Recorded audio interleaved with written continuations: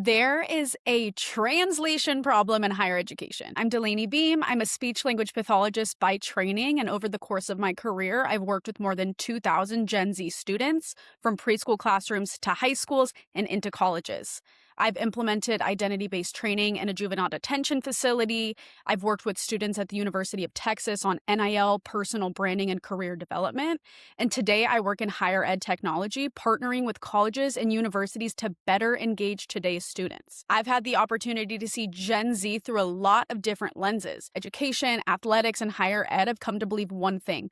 We do not have a student engagement problem. There is not a student engagement problem. There is a translation problem. And what that translation problem is that everyday faculty are teaching, student affairs professionals are supporting, enrollment teams are communicating, coaches are leading. Everyone is talking and communicating to Gen Z or trying to communicate to Gen Z. But students are not always hearing what professionals think they are trying to communicate to Gen Z, not because they don't care. So I want to make something extremely clear is that higher ed professionals are doing everything they can to communicate and increase engagement and increase retention and truly support students. But oftentimes we're speaking different languages than Gen Z actually receives, interprets, and can then action on. So there is a severe disconnect.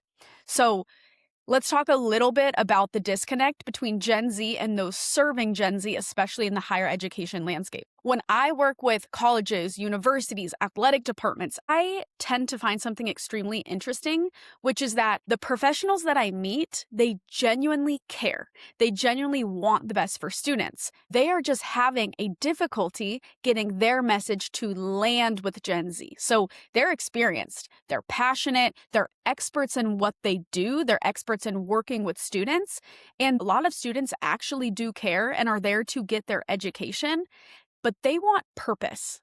They want belonging. They want confidence, direction. The disconnect is not in the desire, it's in the delivery. We cannot be sending flat, static information to Gen Z students. They need interactive experiences. They need extremely hyper-tailored communication. No two students are the same. So today's students have grown up in an entirely different communication environment than a lot of those that are actually teaching them and supporting them. Gen Z are true digital natives. They've spent their entire life with phones, social media, streaming content, and instant access. A lot of them are going to YouTube to learn things. A lot of them are looking at video to learn and acquire knowledge to then take action. Gen Z processes thousands of messages every single day.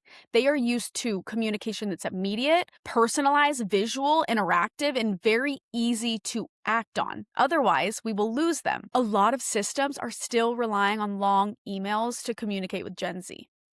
PDF attachments, campus-wide announcements, one-way communication. And then we wonder, why aren't students engaging? Are we communicating in a way that students are prepared to receive? And here's the data, because this is why it matters. Research consistently shows that text messages have an open rate of around 98% compared to roughly 20% for email. The point is that the channel matters. Communication isn't successful because it was sent or attempted. Communication is successful because it was received and, more importantly, able to be actioned on. This conversation is not about texting or AI or social media.